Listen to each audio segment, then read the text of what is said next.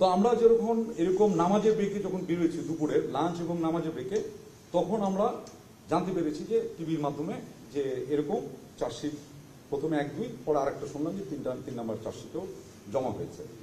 এবং চার্জশিটের ভিতরে আমরা জানতে পারলাম যে এখানে একটা চার্জ হয়েছিল যারা গুম সংক্রান্তই, এটা হলো যারা ডিজিএফআইতে কর্মরত ছিল তাদের একটা বড় অংশ এখানে জড়িত ছিল বিধায় বা জড়িত আছে এরকম একটা অভিযোগ।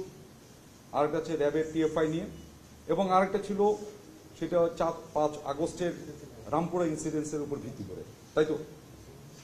ঠিক, এটুকু তো আমরা সবাই জানি।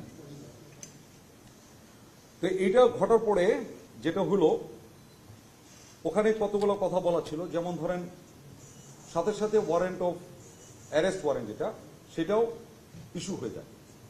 তো ইস্যুটার ক্ষেত্রে আপনারা সাংবাদিক আমাদের থেকে আপনারা এটা বেশি জানেন। সেটা হচ্ছে যে এই ওয়ারেন্টটা ইস্যু করে ট্রাইব্যুনাল থেকে, করার পরে এটা কার কাছে যায়? পুলিশের কাছে, আইজিপির কাছে যায়। তাকে একটা ডেট দেওয়া আছে, 22 তারিখের ভিতরে এটা তাকে কার্য সমাপ্ত করতে বলেছেন। আর এখানে অনুলিপি হিসেবে, অনুলিপি পর্যন্ত মানে ফটোকপি বা অ্যানাদার কপি, এগুলো কপি হিসেবে আমাদের বিভিন্ন অ্যাপয়েন্টমেন্ট যারা আছে তাদের কাছে একটা করে অনুলিপি। আমরা এটা সোশ্যাল মিডিয়াতে দেখেছি এবং টিভির স্ক্রলে কেউ কেউ এটা দিতে পেরেছেন, কেউ কেউ দিতে পারে না, বাট আমরা সোশ্যাল মিডিয়াতে দেখেছি এরকম চার্জশিটের অনুলিপির ভিতরে কারো কারো আছে। আমরা অদ্যবধি পর্যন্ত কোনো এই যে যেটা বললাম অ্যারেস্ট ওয়ারেন্ট এখন পর্যন্ত আমরা হস্তগত হয় না। এটা আপনার বিষয়টা কিন্তু আইনি বিষয়, এটা কোনো অন্য কোনো চিঠি বা অন্য কোনো কিছু না যে ইলেকট্রিসিটি বিল আসলো সেই ইলেকট্রিসিটি বিল দিল না কেন, এটা কিন্তু আইনি বিষয়। আপনারা একটু খেয়াল করে দেখেন, এটা আসার কথা, তার একটা প্রেসক্রাইব রুট আছে, সেটা পুলিশের মাধ্যমে আসবে, ইন্ডিভিজুয়ালের কাছে পৌঁছাবে, ইন্ডিভিজুয়াল এটা রিসিভ করবেন, ওটা সাইন করবেন, ডকুমেন্ট এটা ফেরত যাবে, কোর্ট অ্যাকনোলেজ করবেন যে যার এটা ইস্যু হয়েছিল সেটা রিসিভ করেছে, তাই তো? এটা কি বিদ্যুৎ বিলের মতো না? কিন্তু খেয়াল করে দেখেন, আমরা এখন পর্যন্ত ওই ইয়েটা পাইনি, যেটা ওয়ারেন্ট আমরা এখনো আমাদের হস্তগত হয়নি।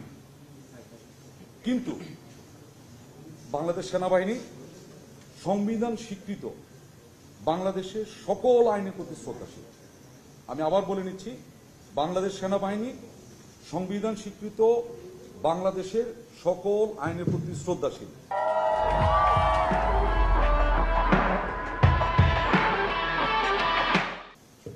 8 তারিখেই আমরা যেটা করেছি, এই যে অফিসারদের নাম আসছে এর ভিতরে কেউ আছে অবসরপ্রাপ্ত, কেউ আছে এলপিআর মানে হচ্ছে লিভ প্রায়র রিটায়ারমেন্ট, মানে পিআরএল যেটা অনেকে বলেন, আর অনেকে আছেন অ্যাক্টিভ সার্ভিসে। আমি সংখ্যাটা দিলে আপনাদের একটু সুবিধা হবে, যদি আপনারা সবাই চার্জশিটে দেখেছেন। এখানে সর্বসাকুল্যে এই পর্যন্ত যাদের নাম বেরিয়েছে প্রায় 25 জন। 25 জনের ভিতরে বরখাস্ত বা মানে অবসরে যারা আছেন এদের সংখ্যা হচ্ছে 9। এলপিআর বা লিভ প্রায়র রিটায়ারমেন্ট যেটা আছে এটার সংখ্যা হলো 1। আর চাকরিরত অফিসারের সংখ্যা হচ্ছে এখানে 15। বুঝা গেছে? এখন যারা অবসরে চলে গেছেন, এলপিআর যারা অবসরে চলে গেছেন, তার প্রতি যদিও বা আমাদের সেনা আইন তার উপরে ওইভাবে খাটে না। বাকি যারা আছেন এলপিআর এবং চাকরিরত যে কজন আছেন 15+1, এই 16 জনকে 8 তারিখেই তাদেরকে আমরা আমাদের একটা সেনা হেফাজতে, যেটা আমরা বলি আর্মি ওন কাস্টডিতে আসার জন্য একটা অর্ডার, যেটাকে আমরা বলি অ্যাটাচমেন্ট অর্ডার, আমরা এটা দিয়েছি। এবং খুব স্বাভাবিকভাবে একটু খেয়াল করে দেখেন, যে কোনো সরকারি বা ইভেন বেসামরিক মানে অন্য কোনো প্রতিষ্ঠান হইতে পারে, তাকে এক জায়গা থেকে যদি আর এক জায়গায় বদলিও করেন তাকে একটা সময় দেওয়া হয়, তাকে জার্নি করার জন্য একটা সময় দেওয়া হয় যেটাকে বলা হয় জার্নি টাইম, যোগদান করার জন্য একটা সময় দেওয়া হয় যেটাকে বলা হয় যোগদানের জন্য জয়নিং টাইম। আছে না? এটা কিন্তু আমাদের প্রচলিত। ঠিক সেরকমও তাদেরকে 8 তারিখে বলা হয়েছে, এন্ড এটা ঘটেছে বিকাল অথবা সন্ধ্যার কাছাকাছি সময়, এবং তাদেরকে বলা হয়েছে 9 তারিখের ভিতরে তোমরা সেনা হেফাজত ঢাকা ক্যান্টনমেন্টের একটা আমরা বলে দিয়েছি এই জায়গাতে তাদেরকে অ্যাটাচ করার জন্য, টু অ্যাটাচ মানে সংযুক্ত হওয়ার জন্য।